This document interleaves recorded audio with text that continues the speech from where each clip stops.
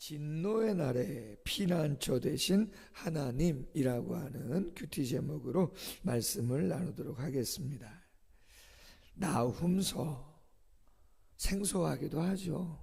나훔, 위로자라고 하는 뜻을 갖고 있습니다. 동방의 망난이라고 일컬었던 아수르, 우리가 요나서를 통해서 그 아수르의 수도 니느웨의 멸망을 선포하라고 했던 말씀을 나눴는데, 이 나훔서도 마찬가지로 아수르 제국의 멸망을 예언한 그러한 선지서입니다. 요나는 북쪽 사람이었습니다. 북이스라엘의 사람인데 아수르의 멸망, 니느웨의 멸망을 선포했다면, 나훔은 남유다 선지자입니다. 남유다의 사람으로서 아수르 제국의 멸망을 예언한 사람입니다. 구약의 선지자 가운데 오바댜라고 하는 사람이 한 명 더 있습니다. 이방 에돔 족속, 에서의 후예인 에돔 족속의 멸망을 예언했던 사람, 딱 3명이 북이스라엘 남유다의 사람으로 이방의 멸망을 선포한 그러한 사람들입니다. 요나서는 이 나훔이 아수르의 멸망을 예언하기 약 100여 년 전에 아수르의 멸망을 이야기한 것이에요. 놀랍게도 우리가 아는 것처럼 왕으로부터 모든 고관 대작과 백성들, 심지어는 짐승들도 금식하며 회개했던 그러한 모습이 있습니다. 그럼에도 불구하고 시간이 지나면서 그 아수르의 강팍함은 다시 되살아나기 시작했습니다. 그래서 어떤 일이 벌어져요? BC 722년에 그 아수르가 북이스라엘을 쳐들어옵니다. 그래서 멸망을 시켜버립니다. 분열왕국 시대에 많은 사람들이 포로로 끌려가게 되어졌고, 역사 가운데 북이스라엘은 다시 회복을 하지 못하게 되어집니다. 그리고 나서 학자들에 의하면 BC 663년에서 612년 사이, 그 니느웨 성이 완전히 멸망될 때 요나가 아수르의 멸망을 예언한 100여 년 후에 나훔이 그 아수르, 동방의 망난이라고 일컬었던 그 아수르가 멸망할 것을 예언해주고 있는 것입니다. 가장 강성할 때 멸망을 선포하는 그러한 일이 있게 된 것이죠. 자, 1절 이하에 이렇게 이야기합니다. 니느웨에 대한 경고, 곧 엘고스 사람 나홈의 묵시의 글이다. 엘고스, 학자들마다 어딜까 주장이 조금 차이가 있지만, 어떤 분은 저 북쪽 갈릴리 가버나움이다 라고 하는 분도 계시고, 어떤 분들은 유대 지방, 남쪽 지방에 위치해 있다고도 이야기합니다. 어쨌든 남유다의 선지자 나훔이 니느웨 성, 아수르 제국의 수도에 대한 경고의 메시지를 증거합니다. 오늘 본문에 보면 하나님은 어떤 분이신가? 2가지 성품이 증거됩니다. 2절에 이렇게 말합니다. 여호와는 질투하시며 보복하시는 하나님이다. 반면에 3절에는 이렇게도 말씀합니다. 여호와는 노하기를 더디하시는 분이시다. 사랑과 긍휼이 많으신 분이라는 거죠. 맞습니다. 하나님은 어떤 분이에요? 사랑의 하나님이시면서도 공의의 하나님이신 거죠. 하나님의 사랑이 많이 강조되지만, 하나님은 사랑과 긍휼, 오래 참음, 자비와 용서의 하나님만이 아닌 것이죠. 하나님은 공의의 하나님인 거죠. 죄가 있으면 죄를 없다 하실 수만은 없어요. 거기에 대한 반드시 징계가 있을 수밖에 없어요. 그래서 우리가 잘 아는 것처럼 하나님의 사랑과 하나님의 공의의 결정체가 뭐예요? 그게 십자가예요. 예수님의 십자가가 뭘 보여줘요? 치우치지 않습니다. 하나님은 하나님의 사랑과 하나님의 공의를 온전히 포함하고 있는 것이 예수 그리스도의 십자가죠. 당신이 직접 이 땅에 육신을 입고 오셔서 우리를 위하여 대신 죽어주시는 사랑을 보이시죠. 그러나 사랑만 보여주시나요? 죄가 얼마나 끔찍한 건지, 하나님은 반드시 죄에 대한 심판을 하시는 분이신 것을, 대가를 지불해야 되는 것임을 분명히 십자가를 통해서 우리에게 메시지를 주고 있는 거죠. 가장 강성할 때 동방의 망난이라고 하는 그 아수르, 여러분 뒤에 묵상 에세이 큐티책 보면은 이렇게 돼 있어요. 나훔 선지자 당시 아수르 제국은 오랜 세월 고대 근동의 맹주였고, 농사나 무역이 아니라 전쟁과 약탈을 통해 부강해졌다는 거예요. 여러분, 선진국이 되는 거 노력하고 땀 흘려서 뭐 농사가 됐던 산업이 됐던 어떤 기술이 됐던 정보가 됐던 반도체가 됐던 뭐가 됐던, 자원도 없고 뭐도 없는 나라에 열심히 땀 흘려서 각고의 노력을 해서 뭔가를 개발해 가지고 그것에 대한 이익을 창출한다? 박수 칠 수 있는 거죠. 인류의 발전을 위해서 의학이 발전하던 산업이 발전하던 뭐가 발전하던 그걸 누가 뭐라 그러겠어요. 근데 아수르는 뭐예요? 그게 아니라는 거잖아요. 전쟁 일으키고 약탈하고 빼앗고, 심지어 말씀해 보면 이렇게 돼 있잖아요. 묵상 에세이에 그들의 잔악함은 유명했다. 피정복자들을 산채로 때려 죽이고 자신들의 신 아수르에게 인신 제물로 포로들을 드린다 말이에요.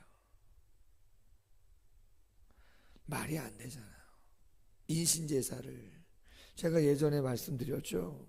마야 문명이었는지 잉카 문명이었는지 아포칼립토라고 하는 영화가 있었다. 멜 깁슨이라는 배우가 감독을 한 영화인데, 가뭄이 있으니까 비는 내려야 되겠고 강한 부족이 어떻게 해요? 약한 부족 사람들을 침략합니다. 젊은 남자들을 제물로 드리려고 다 먼 곳에서 목에 사슬을 매가지고 끌고 와요. 그래서 제단이 높게 빌딩처럼 쌓여져 있는 그 중간에 제사장과 높은 사람들이 있고 제단이 있어요. 그러면 약한 부족 사람들을 다 끌어다가 한 명씩 산채로 배를 갈라요. 그리고 심장을 꺼내서 자기들이 믿는 신에게 비를 내려달라고 기우제를 드리는 거죠. 계속입니다. 계속 목을 치고 배를 가르고 그 일을 끔찍하게 계속 고대 사회에 그러한 인신제사들이 있었음을 이야기하고 있는 거예요. 아수르 니느웨 성이 그러한 일들을 마다하지 않았다. 하나님이 어떻게 하시겠어요? 당연히 진노하실 수밖에 없는 거죠.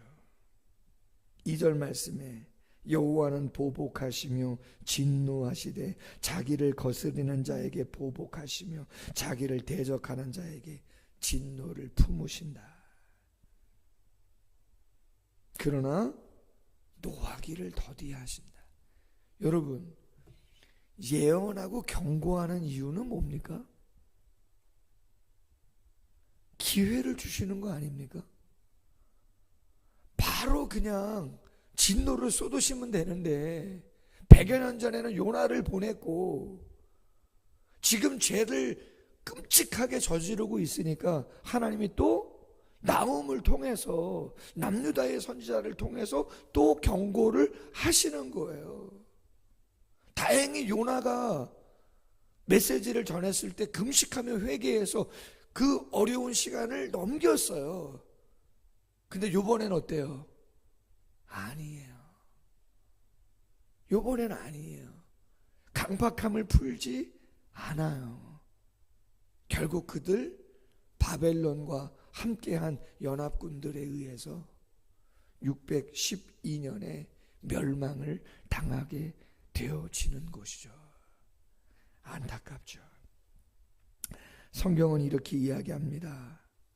고린도후서 1장 3절이야. 찬송하리로다.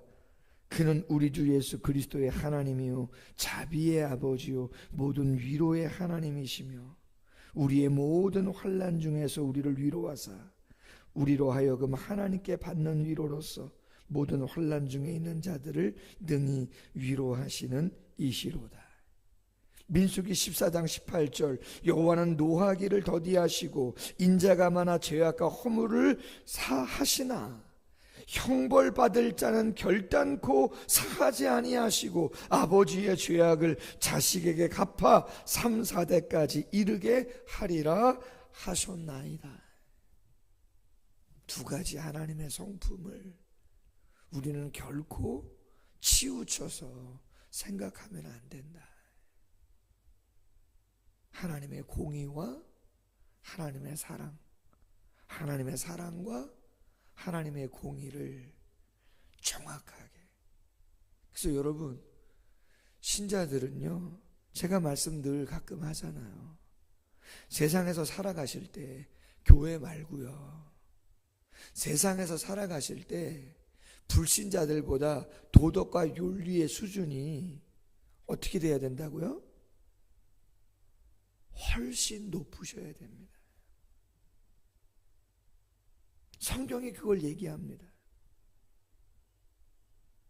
세상법으로 봐도 성도들이 훨씬 더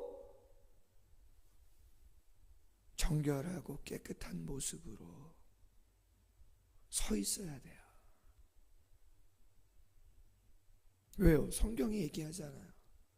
세상은 살인, 간음, 도덕질, 액션이 있고 나타나야 그렇죠, 되는 거지만 하나님은 어떤 분이에요? 예수님 말씀하잖아요. 형제에게 욕을 해도 벌써 살인한 거라고 얘기하잖아요. 여인을 보고 음욕만 품어도 간음한 거라고 얘기하시잖아요. 성도의 신앙의 수준이라고 하는 것이, 도덕과 윤리의 수준이라고 하는 것은 세상 사람들이 보기에 훨씬 더 수준이 높으셔야 된다. 그래서 우리가 하는 모든 것들, 세상에 그렇게 한다 할지라도 하나님 말씀에 비추어서 덕이 되지 않는다, 본이 되지 않는다, 안 하시는 것이 맞는 거예요. 하나님의 거룩과 영광을 드러내기 위해서 애써야 되는 것이 성도예요. 교회도 마찬가지. 그래서 어려운 것이죠. 내 개인만 생각한다면 그렇죠, 법에 저촉되지 않으면 상관없겠지만 우리는 성도라고 일컬음을 받잖아요. 거룩한 물이라고 하나님이 칭해졌으면 거기에 걸맞는 삶의 모습들, 언행이 있어야 되는 것이죠. 8절 말씀에 보면 아수르 니느웨가 어떻게 멸망될 것인가 예언을 합니다. 그가 범람하는 물로 그곳을 진멸하시고, 하나님이 범람하는 물로 아수르의 니느웨 성을 진멸하시고 자기 대적들을 흑암으로 쫓아내시리라 심판을 선고합니다. 역사학자, 로마의 역사학자 디오도루스 시켈로스라고 하는 사람이 역사의 기록으로 이렇게 증거합니다. 바벨론이 침략해서 니느웨 성을 3년째 포위하고 있을 때 폭우가 내려서 강이 범람하게 되었고 도시가 침수되고 성벽이 유실되는 역사가 있었다. 그리스의 역사학자인 크세노픈이 말합니다. 바벨론이 아수르를 침략해서 니느웨 성을 함락할 때 도시가 포위되고 엄청난 천둥과 폭우가 있었다고 기록을 하고 있어요. 오늘 말씀 그대로죠. 하나님이 나훔을 통해서 가장 강성했던, 그러나 침략하고 약탈해서 부강했던 그 아수르 니느웨의 멸망을 하나님께서 물로 진멸하시고 흑암으로 쫓아내시겠다고 했는데 엄청난 폭우와 바람과 천둥, 성벽이 무너지고 어려움을 당하는 일로 인해서 무너지게 하셨다. 마지막 하나 나누고 마치겠습니다. 큐티 뒤에 보시면 한 절 묵상이 있는데요, 이런 말씀이 있어요. 세상의 악과 불의는 유효 기간이 짧습니다. 이유는 하나님의 공의와 충돌하기 때문입니다. 나훔은 죄인을 향한 하나님의 상반된 두 가지 속성을 언급합니다. 첫째는 선과 정의를 대적하는 무리에게 보복하시는 진노입니다. 둘째는 그럼에도 즉각적으로 심판하시기보다는 노하기를 더디하시며 회개를 기다리시는 긍휼입니다. 그런데 중요한 게 뭐예요? 가장 위험한 태도가 있다는 거예요. 하나님의 진노와 하나님의 긍휼, 하나님의 공의와 하나님의 사랑이라고 하는 그 속성 두 가지 가운데 가장 위험한 게 뭐냐? 하나님의 긍휼을 핑계 삼아 행악을 계속해서 즐기는 것이라는 거예요. 그게 가장 위험한 것이라는 거죠. 하나님의 사랑과 하나님의 긍휼이 맞는데 그것을 강조하고 의지하면서 내가 잘못하고 있는, 세상 사람들보다 더 기준을 삼았을 때 옳지 않은 것을 합리화하거나 피하려고 하는 부분들이 있다면 그거보다 더 위험한 것은 없다는 것이죠. 그러므로 큐티 적용 질문에 이렇게 말합니다. 질투하시고 보복하시는 하나님 앞에서 내가 속히 돌이킬 일은 무엇입니까? 힘들고 괴로울 때 나는 누구를 가장 의지합니까? 적용 질문에 그렇게 질문하고 있습니다. 경고의 메시지, 중보기도 필요한다면 중보기도 해야 할 그러한 부분이 있을 것이고, 그러면서 또한 나 자신, 우리 자신의 모습을 살펴보면서 과연 나는 어떤가라고 하는 그러한 질문을 던질 수 있는 귀한 새벽이 될 수 있기를 주님의 이름으로 소원합니다. 기도하겠습니다. 하나님 아버지, 감사합니다. 나라의 흥망성쇠가 고대 사회부터 지금까지 앞으로도 이 땅에 계속 이어질 것인데, 하나님은 이스라엘만의 하나님이 아니라 세계 열방을 주관하시는 창조자요 주권자 하나님이신 줄로 믿습니다. 당신의 백성들을 힘들게 하는 당시의 아수르 제국 니느웨 성 나훔을 통해서 멸망을 선포하시고 경고의 메시지를 증거합니다. 감사하게도 요나 때는 회개하고 돌아섰는데 100여 년이 지난 지금은 회개하지 않습니다.